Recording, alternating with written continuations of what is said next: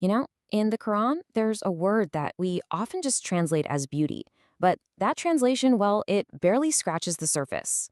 The word is Jamal, and it points to something way more profound, a kind of deep rightness in the world. So, what does it really mean? Let's get into it. So, our whole exploration starts right here with this verse. It's talking about the feeling a shepherd gets watching their livestock, seeing them come home safely in the evening and then head out again in the morning. It's this incredible picture of peace, of order, and of a purpose being fulfilled. And yeah, that's the word you'll almost always see in translations, beauty. And look, it's not technically wrong, but it's kind of like describing the ocean by just saying it's wet. You're missing the sheer vastness of the whole idea.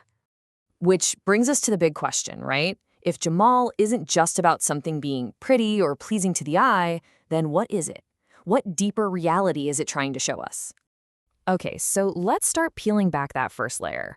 We're going to move past that simple, kind of superficial translation and try to get to the real heart of what this concept is all about.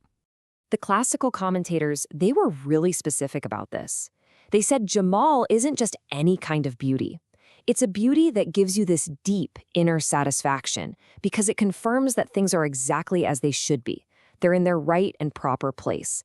Think of it like the beauty you feel when you see a complex system just working perfectly. And when you look at all the different pieces of Jamal, a really clear pattern starts to emerge. This is a kind of beauty that actually calms the heart down instead of just exciting it. It points to some underlying wisdom, a deep sense of order. It gives you a feeling of dignity, not just a quick hit of pleasure. And maybe most importantly, it's where the purpose of a thing and its appearance become one. So if you take one thing away from this first part, let it be this. Jamal is the total opposite of just empty decoration. It is beauty that is absolutely packed with purpose and meaning. It's the kind of beauty that when you see it, tells you something true about how the world works. Now, to really sharpen our focus, we've got to make a really important distinction. See, the Quran uses another word for beauty, husn, and putting these two side by side, it's incredibly revealing. So on one side, you've got husn. This is about a pleasant appearance, a general goodness. It's the kind of beauty you see in, say, a pretty flower. But then, on the other side, you have Jamal. This is different. This is rightness made visible. It's the beauty of a purpose being totally fulfilled. It's about the coherence and the balance of the whole system. It's not the beauty of the single flower, it's the beauty of the entire garden thriving. And that idea, rightness made visible, that is the absolute key. Jamal is what you get when a thing's inner truth and its outer form are in perfect, effortless harmony. It's that feeling you get when you see something and you don't just think, oh, that's pretty. Instead, you feel, deep down, that is right. So how do we take this really big, abstract idea and make it personal? Well, Jamal isn't just about the world out there. It's also about our own character, our own conduct. You see, when Jamal is used to describe a person, it has nothing to do with how they look. It's all about the dignity and how they carry themselves. It's about that perfect harmony between who they are on the inside and how they act on the outside. It's a kind of calm strength. And I think this is so powerful, it is the beauty of restraint. The Quran actually gives us some perfect examples. First, there's sabr jamil, which we translate as beautiful patience. Now, this isn't just about gritting your teeth and getting through something. No, this is a patience that is graceful, that is whole, and that is completely free of complaint.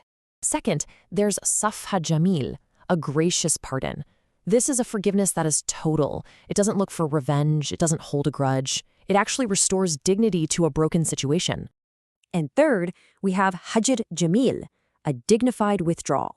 This means if you have to step away from a toxic or harmful situation, you do it with poise and respect.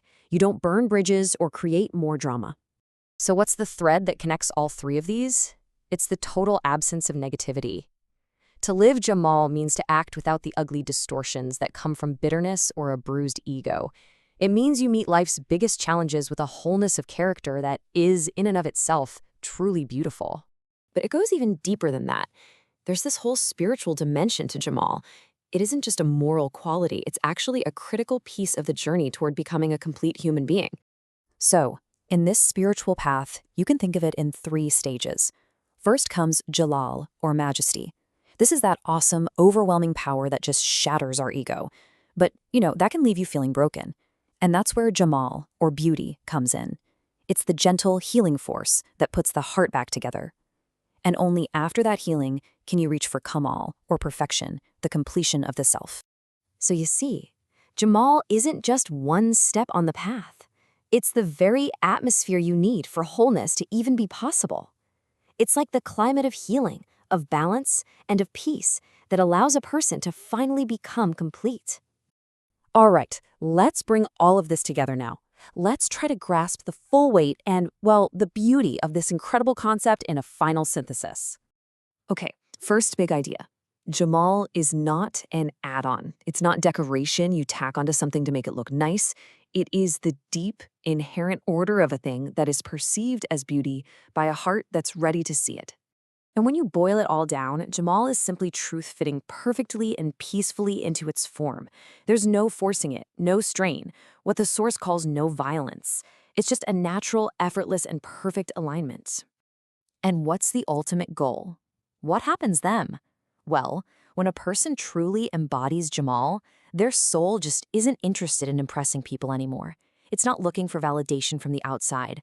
The only thing it wants is to stay in that state of beautiful, internal alignment with truth. So I'll just leave you with this to think about. In your own life, whether it's in nature, in your work, in your relationships, where do you see order becoming beauty? Where do you experience Jamal? Thanks for joining me.